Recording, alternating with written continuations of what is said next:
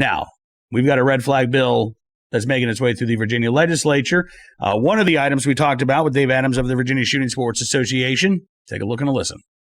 Dave Adams, thank you so much, sir, for coming on the program. It's good talking with you today. Thanks for having me back, Cam. Absolutely. Now, listen, before we talk about what's going on in the Virginia legislature, I've just got to ask you your reaction to a moment last night during the Democrat debate in South Carolina where Michael Bloomberg, actually, I guess a couple of Bloomberg moments. The first, where he slipped and he ended up saying something that's very true, that, he ended up buying. And then he corrected himself. No, we got these 21 Democrats elected in the U.S. House of Representatives. But, Bloomberg's first statement, I think, was the far more accurate one, that he bought these candidates. We saw this happen in Virginia as well. When you heard Bloomberg let it slip that, he's buying influence, what was your reaction? The truth always comes out at some point, kind of like with Beta Aurora. It's exactly what happened here in Virginia. Those guys are owning him, paying him back for getting them the majority. That's why he was their speaker at their big gala here a couple weekends ago. And what's your advice to voters around the country, in terms of stopping Bloomberg from buying elections? I think Virginia has awakened a lot of people. I was talking to the NRA lobbyist down at the General Assembly a couple of Mondays ago, and he also has North Carolina, and he says they're going to make sure that what happened to us doesn't happen to them. So I think Virginia has awakened a sleeping giant around the country. I certainly hope so. The other moment was when all of the candidates were asked about what they would do to pass gun control through Congress. And Bloomberg talked about, I started 2 organizations, Every Time for Gun Safety, Moms Demand Action. I got to tell you, Dave, there were a lot of ticked off gun control activists on social media on Tuesday evening who really felt like, and have for some time, felt that Bloomberg really, is just using them. When he first announced his candidacy, he rented out the Moms Demand Action and Everytown mailing lists. They have not endorsed a candidate. They're all about the quote unquote gun sense candidates. But it just really struck me that I think a lot of these gun control advocates are starting to wake up to what kind of guy Bloomberg really is. Well, they all kind of owe their soul to him because he's been funding the movement now. He is the movement. His money is the movement. And we told people as far back as 4 or 5 years ago, don't take this guy for granted. We had said in the past that, money can't buy elections, but you can't turn on a TV. And my 15-year-old daughter says she can't watch YouTube without seeing a Bloomberg ad. Yeah. I know. Look, I'm not the world's smartest guy when it comes to running political campaigns. Bloomberg can certainly afford to hire smart guys, but I just have to think that Americans are going to be as sick of Bloomberg as gun owners in particular have been by the time November rolls around. Even if he does get the nomination, I don't know that he will, but I think the more people hear from Bloomberg, the less they like him, honestly.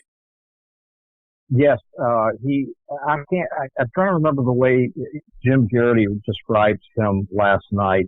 But basically he's not he doesn't come across as well liked. I think Jim said he was the male version of Elizabeth Warren's demeanor.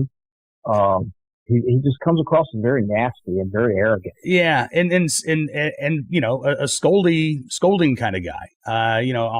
Constantly chastising Americans. Anyway, we could talk about Michael Bloomberg for hours, Dave. Let's shift our focus to what's going on in Richmond, Virginia. We've got less than 2 weeks now before the end of the legislative session, so things are continuing to move pretty quickly. I mean, I won't say that things are starting to, because we've seen these gun control bills move fairly rapidly through the legislature. But where are we right now? I mean, both the House and Senate are taking up a number of bills. What do you think is going to end up going to a conference committee and seeing these details or these differences try to get hammered out behind closed doors? We've got 3 Senate bills that are waiting on conferees to be appointed. That's Senate Bill 69, the handgun rationing bill, Senate Bill 263, which is the bill that takes away the option of having a video online training course that qualifies for your competence certification to apply for a concealed handgun permit. And then Senate Bill 593, which is a licensed family day homes bill. As it came out of the Senate, that bill only applied to licensed daycare centers or to home daycare. And the House version also has unlicensed, which means the friend that we had at church back when my kids were young and needed daycare before school would have to have their guns locked up and stored separate from their ammunition while they were keeping my kids and a couple of other ones. So those three are definitely in conference waiting for conferees. And it's my thought they're probably waiting for the House version to be finished in the Senate, and they're going to take both bills with the same conferees, is my thought on that. Okay. You've got in the House, you've got 9 bills that are on final reading today. And that's basically the entire, group of gun bills that's left. And that's, background checks, House Bill number 2, House Bill number 9, which is a lost and stolen, firearms bill. You've got, 264. Actually, these are all in the Senate on second reading, I think. House Bill 9 could die on the floor today because Chap Peterson voted against that in committee on Monday, and then Linwood Lewis voted against the Senate version on the floor. So if we keep Lewis where he was with the Senate bill, that one could actually be killed on the floor today. And that's, so then you've got House Bill 9, is, you said that's lost and stolen? That's a lost and stolen, reporting lost and stolen firearm. Okay. With a civil penalty. Peterson kept his vote on that just as he did prior to crossover on the Senate bill. So I'm looking at the good possibility of that one dying on the Senate floor today. And then you've got the demonstration of competence bill. The Senate added back in, that's House Bill 264. The Senate version added back in references to the NRA. We know that's going to end up in conference because the House already rejected or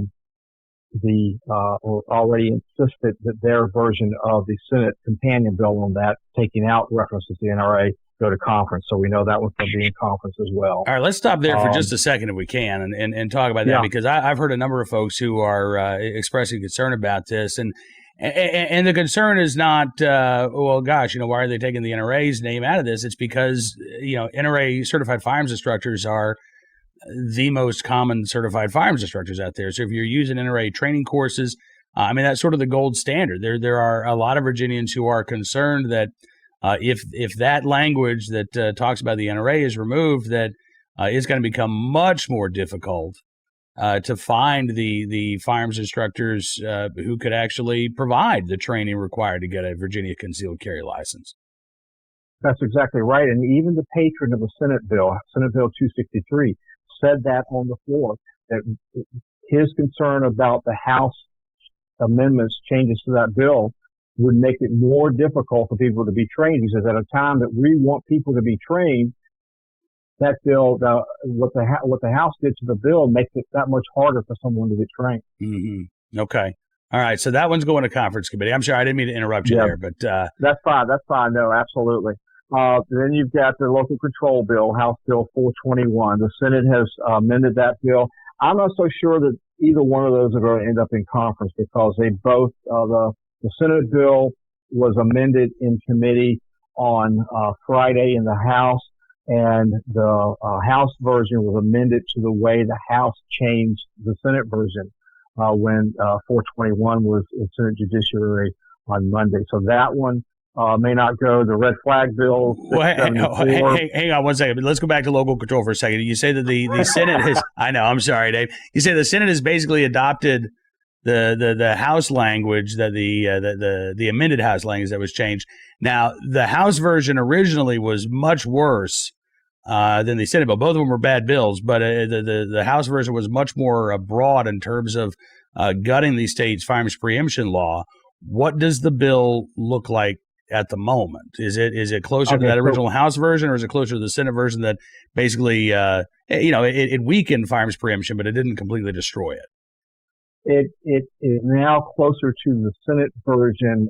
The Senate version was they added parks, I think, to the county parks to the bill on Friday in the House committee, and the patron of the bill came in. He had the changes, and he was comfortable with what they had done. And he said he thought that what their Senate Judiciary was going to do on Monday was going to do the same thing to their version. So they've made the House bill a little less bad, but they made the Senate bill a little more bad, if that makes sense. Yep. By adding in, I think, the parks. There were basically three subsections that listed out like buildings leased by local government and buildings owned by local government, and then your streets around a permitted event. And I think they added in county or local parks that are owned by the locality. So they made the House version less worse and the Senate version a little more worse. But neither one are as bad as they started out to be. Okay. And but again, neither one of them good for gun owners, or for the exercise of our rights. All right. You mentioned red flag, legislation. Where are we with red flag? Because we had heard that there was a deal that had been struck between the House and the Senate of what this final language was going to look like. Yeah. From what I can tell from looking at both bills, they're now in a similar posture. And in fact, Senator Barker said in House Public Safety on Friday, he doesn't think that now they will have to go to conference because the bills will be similar after what the Senate Judiciary was going to do to the House version on this past Monday. So they've reduced the number of law enforcement officers you have to make your report to. In the Senate version, it was 2 law enforcement officers. And so now they both have just 1 law enforcement officer that would be, that the report would be made to and the investigation would be done. You still don't have the situation where you'd have a no-knock, type of, serving of a warrant or anything like that. The law enforcement would go and serve the, substantial risk order, and then they would have a certain number they could voluntarily turn over their firearms. Then if they did not, then they'd have to come back with a search warrant. And that was done because there were some members that said, look, you're going to go with a search warrant. You could find things you weren't going in there to look for that could put people in jeopardy. And so that's why you can't go in. You can't serve the risk order on someone and then go do a search right then. You have to come back if they don't give you voluntarily the firearms. And a comment was made in committee on Monday that this bill was patterned after the Florida bill, which passed with Rick Scott's signature. Yeah. Okay. They did remove as well the requirement that a Commonwealths Attorney sign off on this. Is that right, or is that still in there? They took out the language that required consultation with the Commonwealths Attorney. And when that was brought to the attention of the committee, one of the GOP members, I think it was either Obenshain or Stewart, asked the committee counsel if that was correct. And he says, well, typically law enforcement confers with the Commonwealth's Attorney anyway before they get a search warrant. So I don't buy that. No. But that's the posture it's in now. It does not require consultation. I expect when they debate this on the floor in the Senate today that Senator Northam is going to try to put that back in because he's the one who actually put that in the Senate version in committee back on January 13th. Okay. I mean, it sounds like this is, as you talk about kind of the horse trading that goes on back and forth, we talked about the local control bill, and it looks like the Senate kind of got its way on the local control bill, but it looks like on red flag, kind of sounds like the House is getting their way. And this is going to be a bill that does not have the due process protections that the Senate version had, which, by the way, weren't enough. But the House version of the bill that the language that's been agreed to on now doesn't have nearly those due process protections. And frankly, again, I know this is an afterthought for these lawmakers, but I've heard several Democrats in Virginia, Dave, call this a suicide prevention bill, say this is going to address the mental health crisis in the state of Virginia. And the words mental health do not appear in the red flag bill. This is not a mental health bill at all. There is no mental health component to this bill. That's exactly right. Senator Stewart made that case very clearly in committee on Monday as well. Okay. All right. So is that it? Is that the full lineup? Well, you've got three other bills. Okay. Two of them, one has to do with protective orders and possession of firearms and surrendering. That's House Bill 1004. The other one's this is kind of this next one, House Bill 1080, is kind of a response to Lee County trying to get, Special Conservators of the Peace? Oh, yeah. Down in, was it Lee County? Yeah, this is kind of, when you read this bill, Lee County immediately pops in. It lays out who can and can't possess a firearm on school property, and Conservators of the Peace are not members that can do that. So, okay, of the public that would be able to do that. And then the last one is House Bill 1083, minors allowing access to firearms. This is a bill that actually the Senate killed the Senate version, and when the patron walked in there on Monday in the committee, it had been changed to leave the age at 14, which is the current law on quote, recklessly leaving a firearm around a minor. And the only thing it does, it raises the penalty from a class 3 misdemeanor to a class 1 misdemeanor. As it was originally submitted, introduced in the House, it was a class 6 felony, and it would have lowered the age to 14. So that was enough to get Senator Peterson to switch his vote, as well as Senator Deeds, and it got out of committee and will be on third reading today. Yeah, I got to tell you, that was really disappointing because, frankly, I'm not sure what the argument is about, it shouldn't be a felony, but it's okay to be a misdemeanor to do this.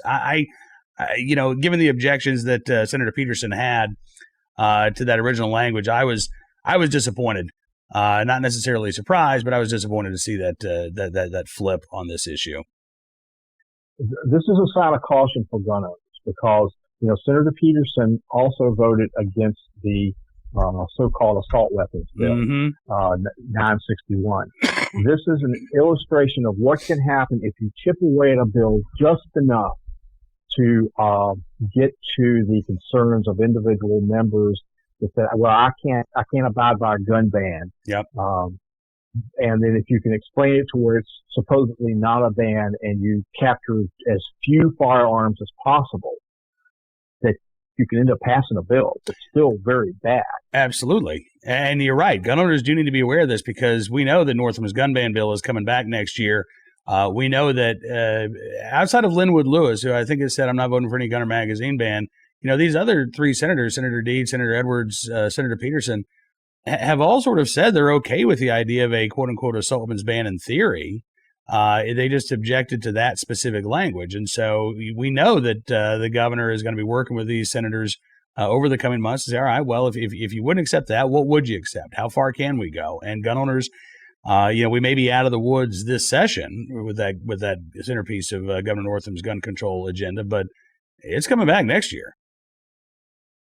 Absolutely. And I have no doubt that rather than this bill 961 dying in committee over the summer like bills that are carried over normally do, this bill is going to be back up in a different form with more amendments to try to address the concerns of Senator Peterson. Soroville voted to pass it by as well. I have no doubt that he'd vote for a bill that captured less firearms. He is not a friend of gun owners, and he just happened to be with us on this one. Senator Deeds has said he thinks that AR-15s and AK-47s are, quote, impractical. Gun owners need to use the amount of time they have between now and next session to show him how practical these firearms are. There's a gun range just outside of his district. There was a Rifle and Pistol Club up in Albemarle County, just outside of Charlottesville. Charlottesville is part of Senator Deeds' district. When they have competitions, they need to invite him down so he can see just how practical these firearms are and how they're used every day for competition, for hunting even, for self-defense. We're going to be working with our gun clubs. We've got 26 affiliated gun clubs around the Commonwealth, and we're going to work with them to get them to invite these legislators that we need to show these are practical firearms. These aren't military firearms as Delegate Levine would have you believe. And why so many people own these firearms in the country. So. Absolutely. Listen, I would say, I think that's fantastic what you're doing, Dave. And if there's any way we can help promote that, let me know. But I would also say there's a big difference between impractical and illegal. Even if you don't think an AR-15 is a practical firearm, I'm not sure where that automatically leads to. So we should make it illegal to buy one. That to me is just sort of a non sequitur.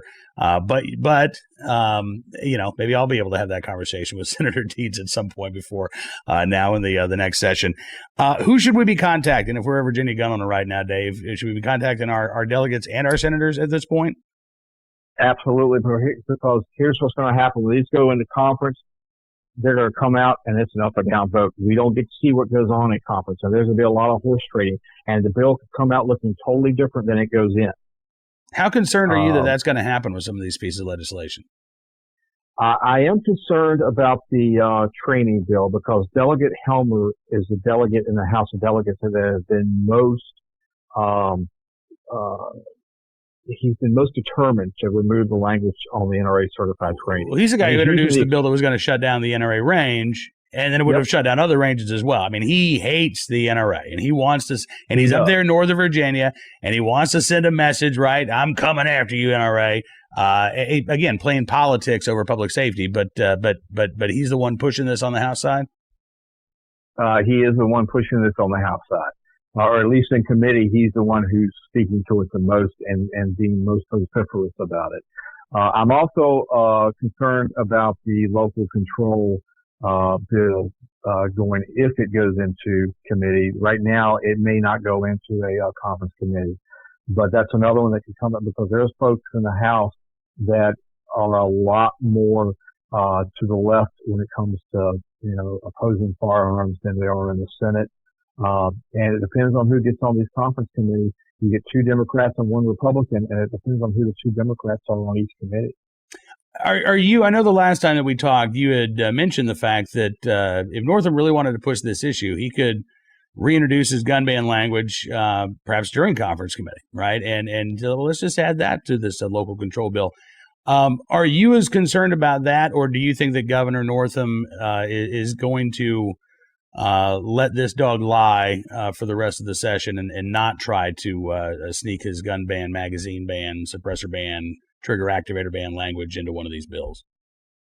I won't say that it won't happen, but I'm not as concerned now as I have been just knowing what several senators have said when speaking to other bills. Okay. I don't, and the fact that Secretary Moran has worked with a lot of these members trying to lessen, I won't say lessen the impact, but try to make just enough changes to get enough people on board to vote for the bills.